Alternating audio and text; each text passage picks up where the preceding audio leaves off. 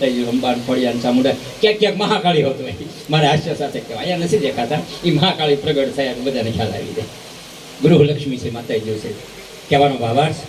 અહીંયા એક દેવલોકમાં જ્યારે બેઠા છીએ ત્યારે ભાઈએ તો એ સમયની છૂટી આપી છે પણ 5 મિનિટથી મારે વધારે નથી બોલવાનું એમાં લગભગ 1.5 મિનિટ વહી ગઈ 2 મિનિટ 3 મિનિટમાં એમ બોલી શકાય કે આજે જે અનુભૂતિ થઈ રહી છે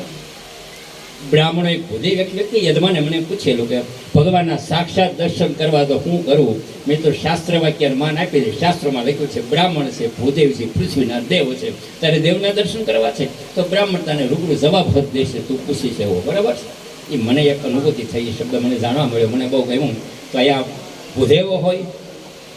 દરેકમાં આત્મા બીજી જ્ઞાતિ બેઠા અને પણ પરમાત્મા શક્તિને બેઠી છે સૌને વંદન કરી એટલે જ વિદ્વાનો સભા આખાને વંદન કરતા હોય આખા સમાજને વંદન કરતા હોય ઈશ્વરી તત્વના દર્શન થાય છે જેટલી તમારી શ્રદ્ધા એવો ભાવ માહોલ જોવા મળશે મને એમ હતું કે 5-10 મિનિટ દર્શન કરી જાય પણ મને હવે 15 મિનિટ વધારે બેસવું છે વધારે લાવો લેવો છે બાકી તો કામકાજ હાલ્યા કરીને આ ભૂદેવને કીધું તું આગજે હું આવું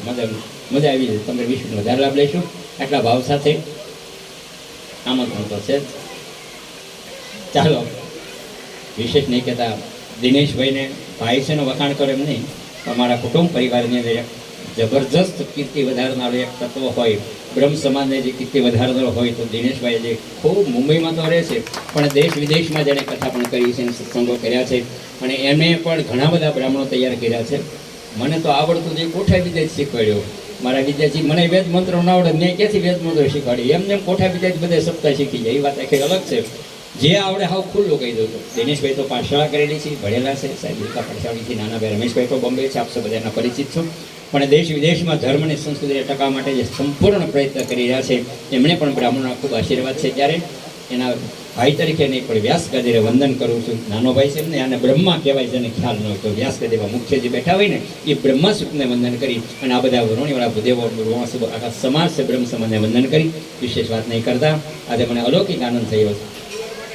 પરિવાર માટે કહેવા જાઉં છું મારો વિદ્યાર્થી ઓળખાણ આપી દીધી મેં તો કોઠા વિદ્યાર્થી શીખવાડ્યું પણ પછી જે વિશેષ દિનેશભાઈ પાસે શીખ્યા વિશેષ જે આગળ વધ્યા છે મિતભાઈ અને આ લક્ષ્મીનારાયણનું જોડલું લાગે છે કેમ લાગે છે એવા દર્શન થાય છે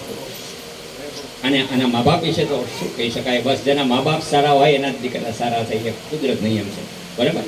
તો એ લોકોના જીવનથી અમે વર્ષોથી પરિચિત છીએ આના પરિવારથી દિનેશભાઈ અને અમે બધા ભાઈઓ તો આજે મિતભાઈએ પણ સંસ્કૃતિને ટકાવવા માટે ખૂબ પ્રયત્ન કરી રહ્યા છે અને ખૂબ આગળ વધ્યા છે આજે આ માહોલમાં જ્યારે લક્ષ્મીનારાયણના દર્શન થતા હોય ત્યારે એમના આંગણે આવો પ્રસંગ થતો હોય અમને યજમાન એમ કહે કે અમે બધા હવન કરીએ બ્રાહ્મણ હવન કરે બીજો આ અમને દેખાડો અમારે 12 મહિને હવન થાય છે અને મિતભાઈને કરે હવન દર વર્ષે લગભગ તો થાય છે મારા ખ્યાલ પ્રમાણે ઘણા 5 વર્ષ ત્યારે જોવું આવજે હવન કરવા માટે ત્યારે મને ફોન કરી હું તને ફોન કરીશ આ સમાને એમ છે કે બ્રાહ્મણ જાણે હવન બીજાને જ કરે પોતાને ના કરે બ્રાહ્મણને પણ સત્કર બધા બ્રાહ્મણો ઘરે થાય છે બ્રાહ્મણ પણ એટલે જ બ્રહ્મતે જળ અને બ્રહ્મતે જ આ દુનિયાને શાંતિ આવશે આ દેશ ઉપર જબરદસ્ત સંકટ આવશે ત્યારે મને એવું લાગે જ્યારે બ્રાહ્મણો સંગઠન થઈને જ્યારે આગળ વધી રહ્યા છે ત્યારે એ બ્રાહ્મણો આ સમાજને આખા દેશને બચાવશે એટલી વાત સાથે વખતે પૂરું કરીશ પરમ સમાજ બધાને વંદન ધન્યવાદ